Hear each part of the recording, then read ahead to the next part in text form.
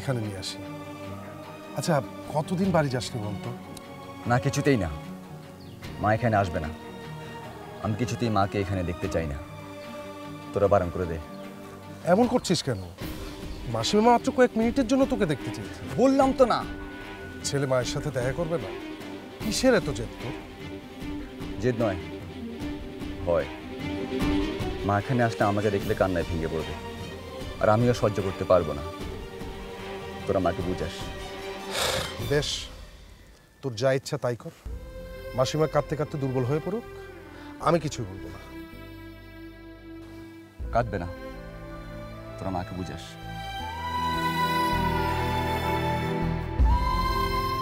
আচ্ছা, ওসব কথা বাদ দে, এখন কাজের কথা আসি। আমাদের এখন অনেক অস্ত্রশস্ত্র দরকার, এবং এই অস্ত্রশস্ত্র জোগাড় করা আমার এখন প্রধান কাজ। অস্ত্র জোগাড় করা তো সহজ নাকি?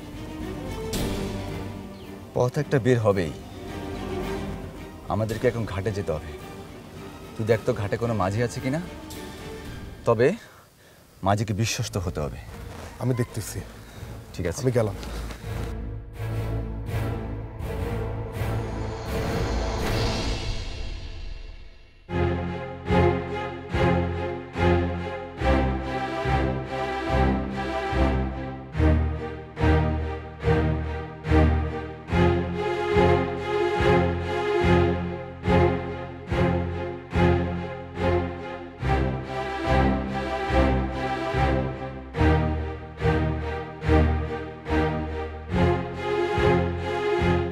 মেজদা,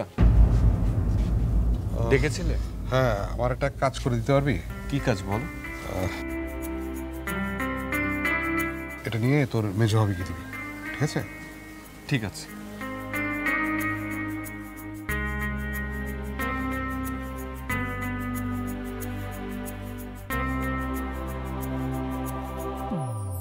এমিসো নে, মাছ নে। কুয়োতলা থেকে ভালো করে ধুয়ে আন, মাছ যেন টের না পায়।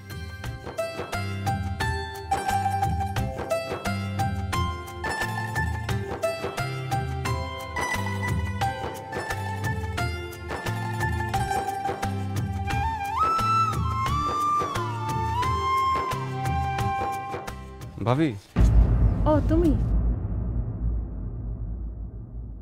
ভাই তোমার এটা দিতে কইস। ভাই মানে তিনি? হুম।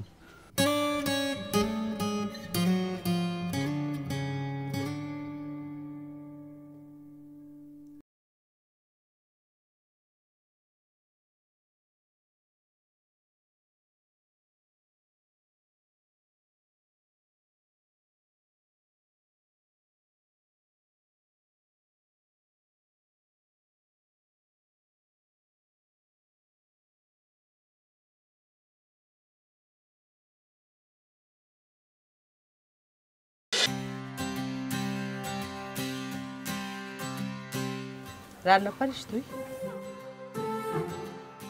বুঝছি, এবারই রান্না তো আর পারিস না। এক কাজ করি, শোন, আমি তো বলতে থাকি, আর আমি যেভাবে বলতে থাকবো তুই সেভাবে কাজ করতে থাকবি।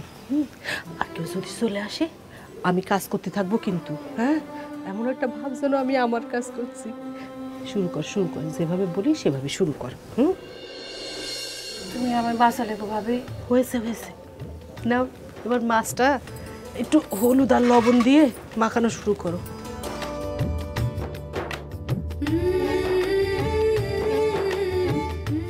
চুলে কড়াইটা দিয়ে দে, দিয়ে দে। দিছিস? তেল দিয়ে দে। তেলটা গরম হলে পরে তাতে মাছ ভাজতে হবে, বুঝছিস? দিস, আরে হাতেও তেল দিস না।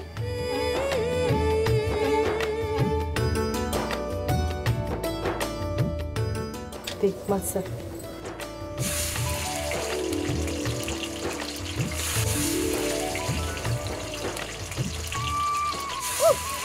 কি হলো? তেলের সিটা পড়লো বুঝি? তেলের সিটাই যদি গায়ে না পড়লো, তুমি কিসের মেয়ে মানুষ? কিচ্ছু হবে না।